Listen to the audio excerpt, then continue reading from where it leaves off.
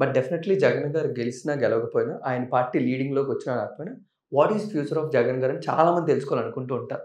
ఎందుకంటే ఆయన ఇప్పుడు మళ్ళీ జైలుకి పంపిస్తారా లేకపోతే బయటనే ఉంటారా, ఆల్రెడీ లండన్ వెళ్ళిపోయారు, ఏం జరుగుతుంది అసలు ఇదన్నీ కూడా ఉంటూ ఉంటారు. సో ఆస్ట్రాలజీ పరంగా ఫ్యూచర్ ఏమైనా తెలుస్తుందా మరి జగన్ గారు? ఏమండి ఒక విషయం చెప్తాను, జగన్ గారికి ఆయన పార్టీ స్థాపించారు, చాలా చాలా పనులు చేశారు, మంచి పనులే చేసి ఉంటారు, అవి మంచిగా ప్లస్ అయి ఉంటాయి, మైనస్ అయి ఉంటాయి, ఇవన్నీ పక్కన పెట్టద్దాం.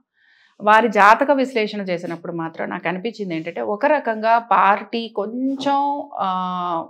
కొంచెం అంత బాగా స్టాండ్ అయ్యే అవకాశాలు తర్వాత నాకు కనిపించలేదు. అంటే ఏంటంటే వాళ్ళు కూడా మళ్ళీ కంబ్యాక్ రావడానికి వాళ్ళు ఎక్కువగా కృషి చేయాల్సి ఉంటుంది అని మాత్రం వారి జాతకం ప్రకారంగా కనపడుతోంది.